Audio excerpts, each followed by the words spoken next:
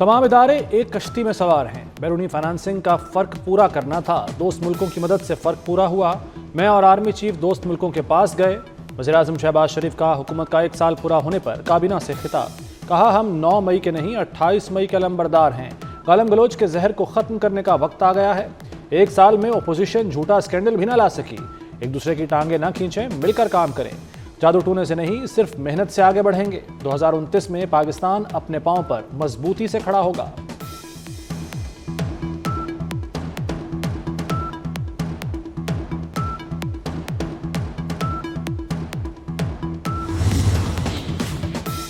محمد رضوان، بابر اعظم اور نسیم شاہ T20 team سے drop. T20 team کی قیادت سلمان علی آغا کو مل گئی۔ شاداب خان کی بطور نائب کپتان ٹیم میں واپسی۔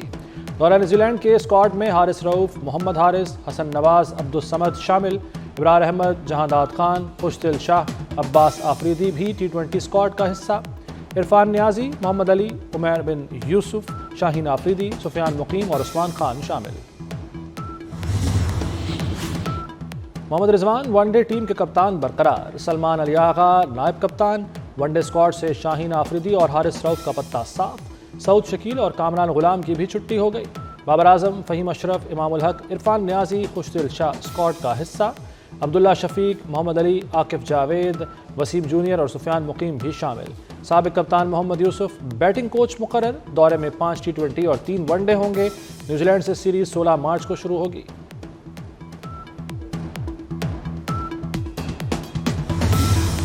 ملک کی دفاع کو خطرہ ہو تو ملٹری ٹرائل ہو سکتا ہے۔ 9 مئی کے کیس محض توڑ پھوڑ کے ہیں۔ سول سوسائٹی کے وکیل فیصل صدیقی کے فوجی عدالتوں میں سویلینز کے ٹرائل کیس میں دلائل۔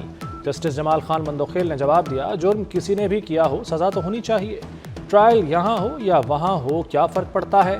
وکیل سول سوسائٹی فیصل صدیقی کے دلائل مکمل۔ وکیل سپریم کورٹ بار عابد زبیری کے دلائل شروع۔ کیس کی مزید سماعت کل تک کے لیے ملتوی کر دی گئی۔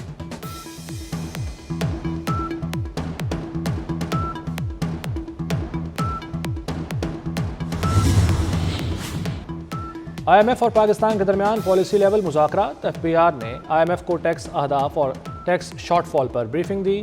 ٹیکس ریونیو پورا کرنے کے اقدامات پر بھی بات چیت کی گئی۔ IMF وفد کی وزیر خزانہ محمد اورنگزیب سے بھی ملاقات۔ وزیر خزانہ نے معاشی صورتحال سے آگاہ کیا۔ ایگزیکٹو بورڈ اجلاس اس ماہ کے آخر یا اپریل کے شروع میں متوقع۔ $1.1 ارب کی اگلی قسط جاری کرنے سے متعلق فیصلہ ہوگا۔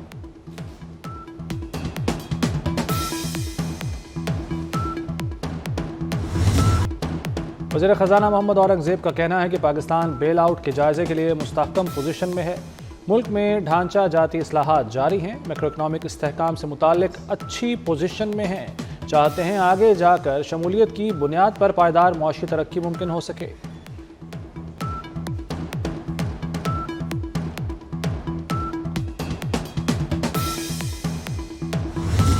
ہمارا معیشت کو ڈیفالٹ سے بچانا کچھ عناصر کو ہضم نہیں ہو رہا۔ تاجر برادری اپنا کاروبار ختم کر کے بیرون ملک جانے کا سوچ رہی تھی۔ نائب وزیر اعظم اسحاق ڈار کا مسابقتی کمیشن کی عمارت کے سنگ بنیاد کی تقریب سے خطاب، کہا اب معیشت مستحکم ہو چکی اور اسٹاک مارکیٹ بلندیوں کو چھو رہی ہے۔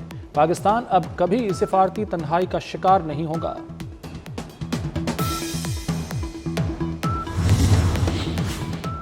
وزیر اعظم شہباز شریف کی زیر صدارت دورہ آذربائیجان پر جائزہ اجلاس۔ وزیر اعظم کی مفاہمتی یادداشتوں اور معاہدوں پر جلد عمل کرنے کی ہدایت، کہا پاکستان اور آذربائیجان تجارت کے حجم کو $2 ارب پر پہنچایا جائے۔ شہباز شریف نے اسحاق ڈار کی زیر نگرانی کمیٹی بھی قائم کر دی۔ وزیر اعظم کی صدر آذربائیجان کے دورے سے پہلے تیاریوں کی بھی ہدایت۔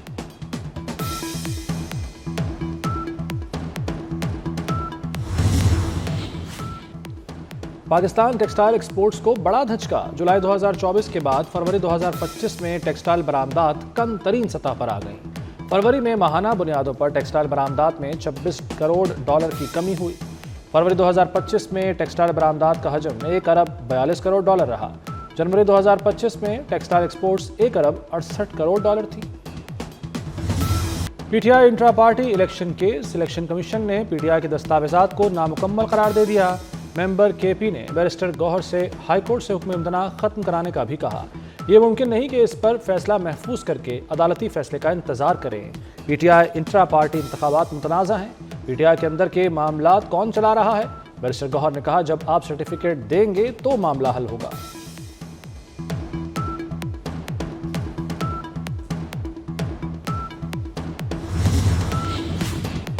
پنجاب کابینہ میں توسیع کی تیاریاں، 12 سینئر اور جونیئر ارکان assembly short list. Nawaz Sharif نے ارکان اسمبلی کے ناموں کی منظوری دے دی۔ بیگم ذکیہ شاہ نواز، رانا اقبال، منشاء اللہ بٹ، ایوب گادھی، سلمان نعیم، رانا طاہر اقبال کے نام شامل۔ افتخار حسین، رانا محمد ارشد، ملک اسد کھوکھر کا نام بھی فائنل۔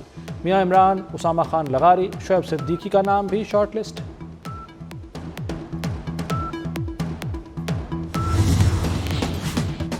وزیراعلیٰ مریم نواز کے فروغ سیاحت کے لیے اہم فیصلے۔ پنجاب میں 170 سیاحتی مقامات اور ٹریلز کی تعمیر و مرمت اور بحالی کی منظوری دے دی۔ پنجاب کی پہلی مکمل ٹورزم ایپ تیار، جلد آغاز ہوگا۔ ٹورزم ایپ میں سیاحت سے متعلق تمام فیچرز شامل۔ ایپ کے ذریعے ٹریول وزٹ اور ہوٹل بکنگ بھی کی جا سکے گی۔ مریم نواز نے کہا پوری توجہ پنجاب میں سیاحت کے فروغ پر مرکوز ہے۔ ٹیکسلا کو مکمل ٹورسٹ سائٹ بنایا جائے گا، 5 اسٹار ہوٹل بھی تعمیر کیا جائے گا۔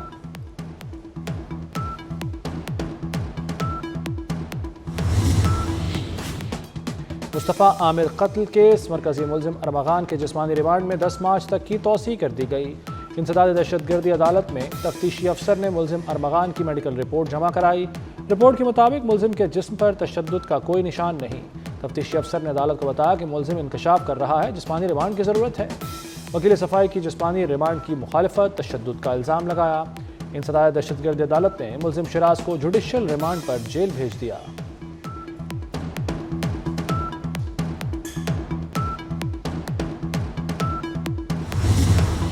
چیمپئنز ٹرافی کا فائنل دبئی میں ہوگا۔ بھارت آسٹریلیا کو شکست دے کر چیمپئنز ٹرافی کے فائنل میں پہنچ گیا۔ آسٹریلیا نے بھارت کو جیت کے لیے 265 رنز کا ہدف دیا۔ وراٹ کوہلی نے 84 رنز کی شاندار اننگز کھیلی۔ چیمپئنز ٹرافی کا دوسرا سیمی فائنل قذافی اسٹیڈیم میزبانی کے لیے تیار۔ نیوزی لینڈ اور جنوبی افریقہ میں کل ٹاکرا ہوگا۔ بھارتی کرکٹ بورڈ کا وفد لاہور میں میچ دیکھے گا۔ راجیو شکلا کی قیادت میں بھارتی وفد واگا بارڈر کے راستے پاکستان پہنچے گا۔ بھارتی بورڈ کا وفد پاکستان میں 2 روز کے لیے رکے گا۔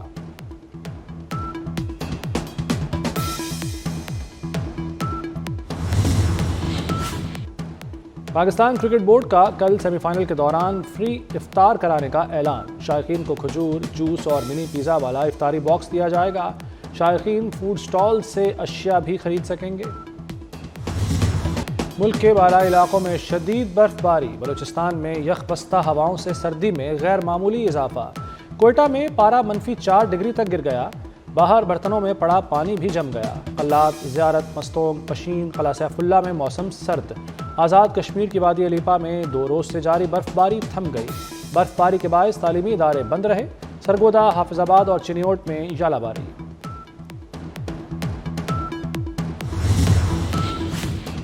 امریکہ کی جانب سے کینیڈا اور میکسیکو پر 25% ٹیرف نافذ۔ چین سے اشیاء کی امریکہ درآمد پر اضافی رقوم کا اطلاق بھی آج سے ہوگا۔ چین کا امریکی مصنوعات پر جوابی اضافی ٹیکس لگانے کا اعلان۔ کینیڈا کا $100 ارب سے زائد کی امریکی درآمدات پر 25% ٹیرف آج سے نافذ ہوگا۔ تجارتی جنگ پر امریکی اور ایشیائی اسٹاک مارکیٹ میں بھونچال آ گیا۔ 2025 میں پہلی بار S&P 500 میں ایک روز میں 1.8% کمی۔ دنیا کی سر فہرست ٹیکنالوجی کمپنیوں کے شیئرز میں بھی مندی۔ امریکہ اور یوکرین کے درمیان فاصلے مزید بڑھ گئے۔ امریکی صدر نے یوکرین کے لیے تمام فوجی امداد روک دی۔ ڈونلڈ ٹرمپ نے کہا کہ امریکہ زیلنسکی کے ساتھ زیادہ دیر نہیں چل سکتا۔ ہم نے یوکرین کو یورپ سے زیادہ نوازا۔ زیلنسکی کو امریکہ کی زیادہ تعریف کرنی چاہیے تھی۔ یوکرینی صدر نے ٹویٹ میں کہا کہ امریکہ اور یورپ کے ساتھ مل کر کام کرنے کو تیار ہیں۔ امید ہے امن کے لیے واشنگٹن ہمارا ساتھ دے گا۔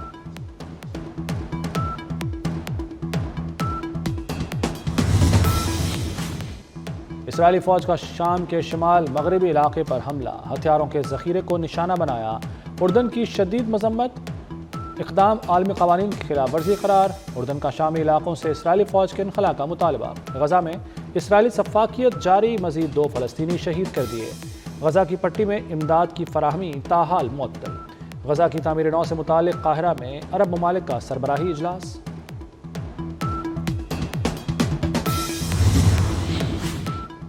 امریکی صدر ڈونلڈ ٹرمپ آج رات کانگریس کے مشترکہ اجلاس سے خطاب کریں گے۔ میڈیا رپورٹ کے مطابق صدر ٹرمپ غزہ میں جنگ بندی اور تنازع کا شکار اس خطے کے لیے اپنے پیش کردہ منصوبے پر بھی بات کریں گے۔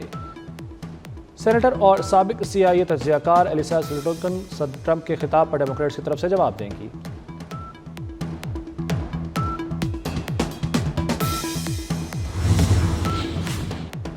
بھارتی نژاد تاجر کی کینیڈا میں خفیہ سرگرمیوں میں ملوث ہونے کا انکشاف۔ انکت سریواستو پر جعلی ویب سائٹ چلانے کا الزام۔ رپورٹ کے مطابق یہ سائٹ نیوز آؤٹ لیٹس کی طرح نظر آتی ہے۔ ویب سائٹ کا مقصد پاکستان کے خلاف مواد پھیلانا تھا۔ بھارت کو اپنی فضائیہ کو خطے کے ممالک سے ہم پلہ رکھنے میں بڑی مشکلات کا سامنا۔ امریکہ کی F-35 اور روس کی Su-57 کی پیشکش نے پریشانی بڑھا دی۔ برطانوی میڈیا کے مطابق بھارت کو اس وقت 3 بڑے چیلنجز درپیش ہیں: فنڈنگ، دیسی ساختہ جنگی طیارے بنانے میں تاخیر اور غیر ملکی طیاروں پر انحصار شامل ہے۔ بھارت کو فضائی بیڑے میں کمی کا بھی سامنا ہے۔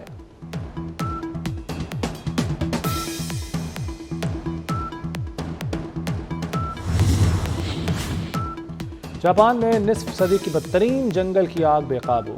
اوفوناٹو کے قریب آگ نے 2600 ایکڑ سے زائد رقبہ جلا دیا۔ 80 عمارتیں متاثر، 1 شخص ہلاک، 4000 افراد بے گھر ہو گئے۔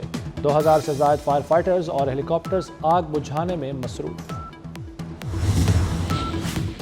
ٹیسلا کے حصص گرنے سے ایلون مسک کو اربوں ڈالر کا نقصان، پھر بھی ایلون مسک دنیا کے امیر ترین افراد میں پہلے نمبر پر ہی براجمان۔